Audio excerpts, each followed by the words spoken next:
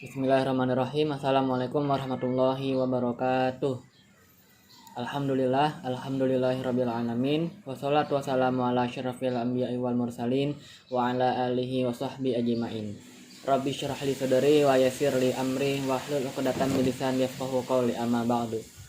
Pertama-tama marilah kita panjatkan puja dan puji syukur kita kehadirat Allah Subhanahu wa taala, yang mana di pagi atau siang hari ini kita masih diberikan banyak nikmat, di antaranya nikmat iman, nikmat sehat, nikmat Islam, sehingga kita bisa bertemu secara virtual pada pagi atau siang hari ini. Salawat beserta salam semoga selalu tercurahkan kepada junjungan kita Nabi besar Muhammad SAW, yang telah membawa kita dari zaman kegelapan hingga zaman terang benderang seperti saat ini. Baik teman-teman dan Ustadz Roni Hidayat yang saya hormati, sebelum memulai presentasi, izinkanlah saya untuk memperkenalkan kelompok saya. Yang pertama ada saya, Ahmad Noval Sarin, selaku moderator dan pemateri 1. Dan yang kedua ada Ahmad Saroji selaku pemateri 2. Insya Allah di pertemuan kali ini kami mendapat amanah untuk mempresentasikan dengan judul pengertian, urgensi, dan kedudukan qawaid fikih. Baik, langsung saja ke slide selanjutnya, yaitu pengertian qawaid fikih. Qawaid menurut etimologi diartikan sebagai dasar-dasar atau fondasi sesuatu, baik yang bersifat konkret, materi atau indrawi, seperti fondasi rumah, maupun yang bersifat abstrak, non-materi atau non-indrawi, seperti usul ad-din atau dasar-dasar agama. Ini sebagaimana tercantum dalam surah Al-Baqarah ayat 127 yang artinya, dan ingatlah ketika Ibrahim meninggikan atau membina dasar-dasar Baitullah bersama Ismail seraya berdoa, ya Tuhan kami, terimalah daripada kami amalan kami. Nah, tetapi di ayat ini ditekankan kepada kaidah yang berarti dasar-dasar. Selanjutnya, menurut istilah syarah atau agama, Al-Taftazani mendefinisikan kaidah sebagai hukum yang bersifat universal dan dapat ditafsirkan kepada seluruh bagiannya, di mana persoalan bagian tersebut dapat diidentifikasi daripadanya. Nah, qawaid fikih ini merupakan salah satu cabang dari ilmu fikih. Benih dari qawaid fikih ini memang sudah ada dalam Al-Quran dan Sunnah, hanya saja belum tersusun secara rapi. Hingga pada akhirnya banyak ulama yang menuliskan cabang ilmu ini ke dalam sebuah kitab tersendiri pada abad ke-7 sampai ke-10 Hijriah. Nah, maka dari itu banyak manfaat yang bisa diambil dari qawaid fikih ini. Di antaranya yang paling nyata adalah memudahkan thalibul ilmi dalam memahami hukum fikih dan menghafalkannya. Bagaimana ketika ujian sekolah, salah satu cara untuk menghafal pelajarannya adalah dengan membuat ringkasannya. Baik, lanjut ke slide selanjutnya, yaitu menurut Mustafa Ahmad Al-Zarqa, kaidah fikih adalah dasar-dasar fikih yang bersifat universal, menggunakan redaksi-redaksi singkat yang bersifat undang-undang, serta mencakup hukum-hukum syara umum tentang peristiwa-peristiwa yang masuk ke dalam ruang lingkupnya. Seperti tadi yang sudah saya jelaskan, jadi qawaid fikih ini adalah ilmu universal yang dipindahkan menjadi spesifik, dari yang universal menjadi spesifik. Itu intinya. Selanjutnya, urgensi qawaid fikih. Di sini ada 3 urgensi. Yang pertama, dengan mendalami qawaid fikih, seseorang betul-betul dapat memahami ilmu fikih dan mampu menganalisis berbagai masalah. Yang kedua, qawaid fikih akan membantu menghafal dan menetapkan hukum berbagai masalah yang berdekatan. Yang terakhir, qawaid fikih berguna untuk menyelesaikan berbagai macam masalah kehidupan yang semakin kompleks. Apalagi pada masa sekarang, menghafal dan memahami qawaid fikih bagi para penggali hukum fikih itu sangatlah penting. Saya sempat baca kemarin di suatu artikel ada masalah, contohnya adalah seperti masalah pemungutan sedekah di jalan raya. Nah, itu ada hukum tersendiri dari sisi qawaid fikihnya. Nah, tapi mungkin untuk di sini tidak dibahas dulu, insya Allah di materi selanjutnya yang akan disampaikan teman-teman yang akan dibahas. Baik, selanjutnya akan saya serahkan kepada Ahmad Saroji untuk mempresentasikan slide selanjutnya. Baik, terima kasih kepada Ahmad Noval Sarin yang telah memberikan waktunya. Jadi saya akan melanjutkan penjelasan tentang hubungan antara qawaidul fikih dengan fikih, kemudian usul fiqh dan qawaidul usuliyah.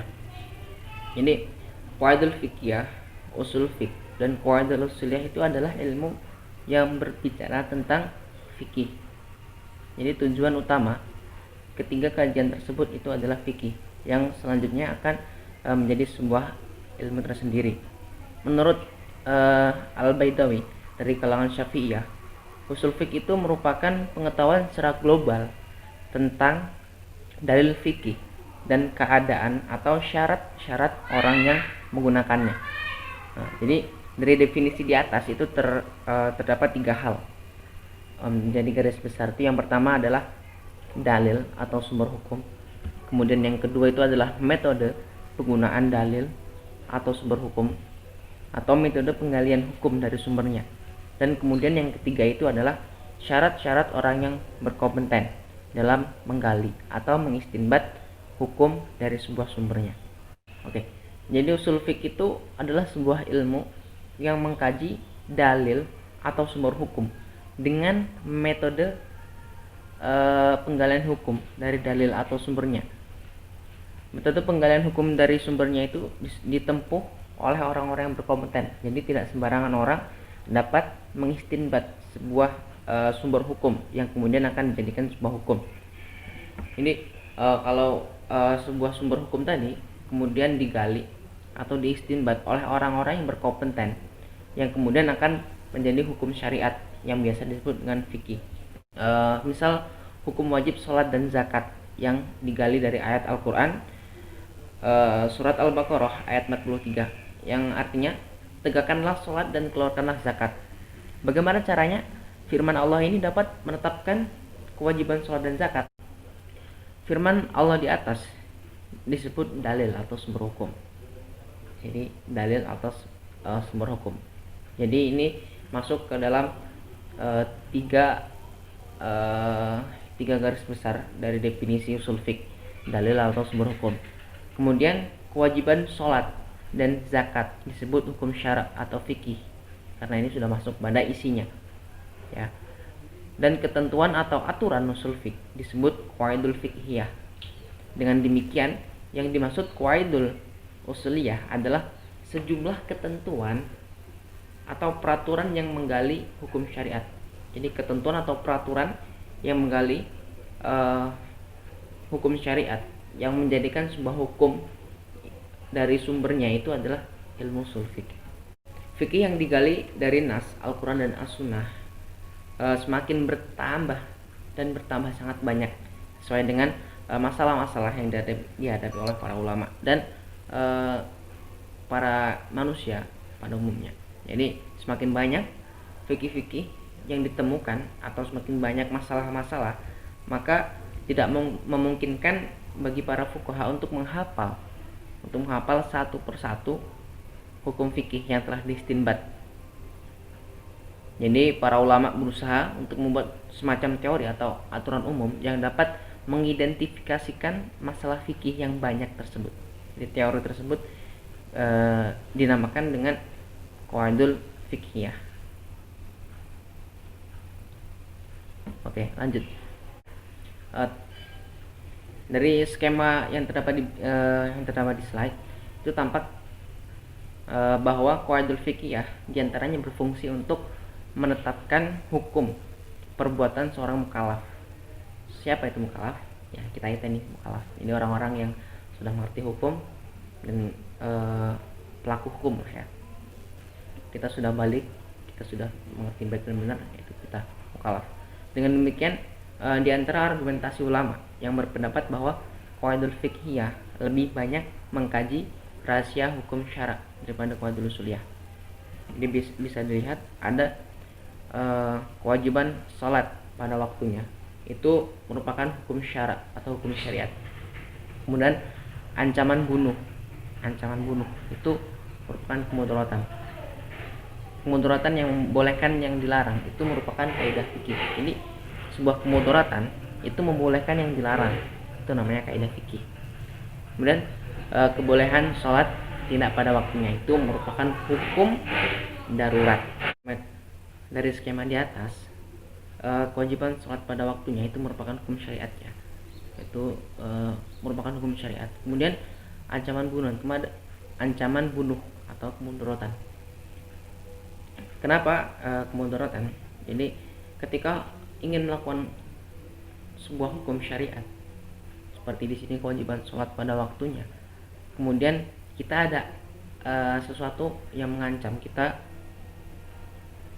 sampai terbunuh, seperti dalam keadaan perang atau dalam keadaan mendesak lainnya, itu bisa disebut dengan kemudaratan. Nah, setelah itu ada yang namanya kaidah fikih, yang mana kemudaratan itu membolehkan yang dilarang. Jadi yang tadi hukum syariatnya itu adalah kewajiban sholat pada waktunya, yang akhirnya kita boleh sholat tidak pada waktunya, karena tadi kemudaratan itu membolehkan yang dilarang. Karena kemudaratan tadi, karena kita terancam terbunuh, maka kita boleh sholat tidak pada waktunya. Nah, yang kebolehan sholat tidak pada waktunya itu merupakan hukum darurat, dan ilmu inilah atau keadaan inilah yang disebut dengan qawaidul fiqhiyah. Jadi hal itu yang membedakan qawaidul usuliyah itu adalah mengkaji dalil hukum dan hukum syariat, sedangkan qawaidul fiqhiyah itu mengkaji perbuatan seorang mukallaf, orang-orang yang paham hukum seperti kita inilah, mengkaji perbuatan mukallaf dan hukum syara atau hukum syariat. Dengan demikian, prosedur penetapan hukum syariat atau hukum syara melalui pendekatan usul fiqh dan qawaidul fiqhiyah. Jadi secara praktis seharusnya keberadaan 4 ilmu tersebut secara bersamaan, tidak berurutan, tetapi secara praktis keempatnya dituntut ada secara bersamaan, seperti pada skema di bawah: nas Al-Quran dan sunnah, kemudian ada usul fiqh atau qawaidul usuliyah, kemudian ada hukum syariat, bisa disebut dengan fikih atau syariat saja, kemudian ada perbuatan mukallaf, kemudian yang paling bawah itu ada qawaidul hukum syariat. Itu adalah sebuah hukum yang diistinbat atau diambil dari sebuah nas. Nasnya di atas itu apa? Yaitu nasnya Al-Quran dan As-Sunnah. Melalui apa? Bagaimana cara pengambilannya? Yaitu menggunakan ilmu usul fikih. Jadi hukum itu diambil dari sebuah nas atau dari Al-Quran dan As-Sunnah, yang kemudian melalui pendekatan usul fikih atau menggunakan ilmu usul fikih. Nah, yang diantaranya bisa menggunakan qawaidul usuliyah. Ini hukum syara yang telah diistinbat tadi. Jadi setelah diistinbat menggunakan ilmu usul fiqh, yang kemudian diikat oleh qawaidul fiqhiyah. Jadi setelah diistinbat itu kemudian diikat dengan qawaidul fiqhiyah, dengan maksud supaya lebih mudah dipahami dan diidentifikasi. Karena hukum syariat sangat banyak, bahkan tidak terhingga jumlahnya sampai sekarang ya. Jadi sulit untuk menghafalnya satu persatu.